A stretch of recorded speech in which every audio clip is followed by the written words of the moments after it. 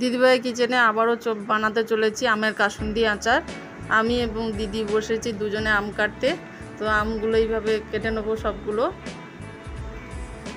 কেটে নিয়ে আপনাদের শুকনোটা দেখানো হয়নি, তো কেটে নিয়ে তুলে নিয়েছি। এখন কড়াই গরম হয়ে গেছে, লঙ্কাগুলো ভেজে নিচ্ছি, ভেজে গুঁড়ো করে নেব এবং সর্ষেগুলো ভেজে নিচ্ছি।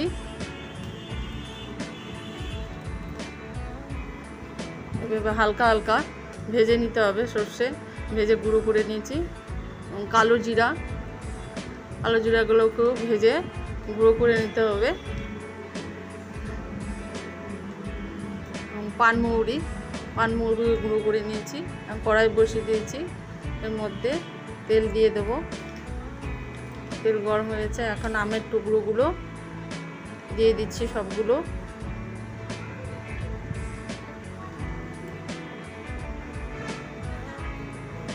এর সব উপকরণও দেবো, মশলা দিয়ে দিচ্ছি। লঙ্কার গুঁড়ো পরিমাণ মতো,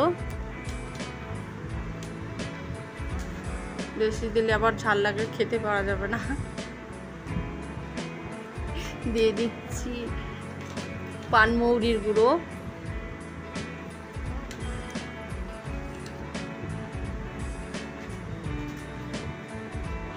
দিয়ে দেবো সর্ষের গুঁড়ো। সর্ষে একটু বেশি পরিমাণে দিতে হবে।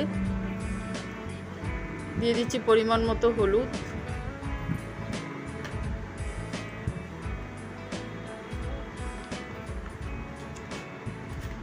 দিয়ে দিচ্ছি পরিমাণ মতো লবণ দিয়ে এটাকে খুব সুন্দর করে নাড়াচাড়া করে নিতে হবে,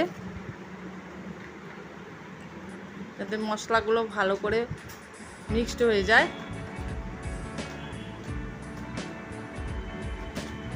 এটা পুরো সেদ্ধ করা যাবে না, এটা রোদে বসিয়ে, চারের মধ্যে বসিয়ে রোদে সেদ্ধ করতে হবে। এটা উনুনে বসিয়ে গরম সেদ্ধ করা যাবে না।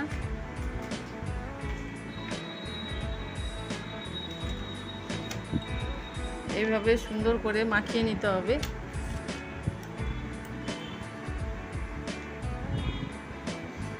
মাখিয়ে নেওয়ার পর এটাকে রোদে জারের মধ্যে ভরে বসিয়ে রেখে সেদ্ধ আচারটা বানাতে হবে।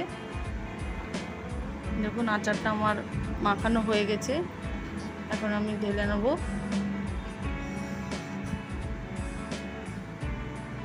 দেখুন আমার আচারটা হয়ে গেছে।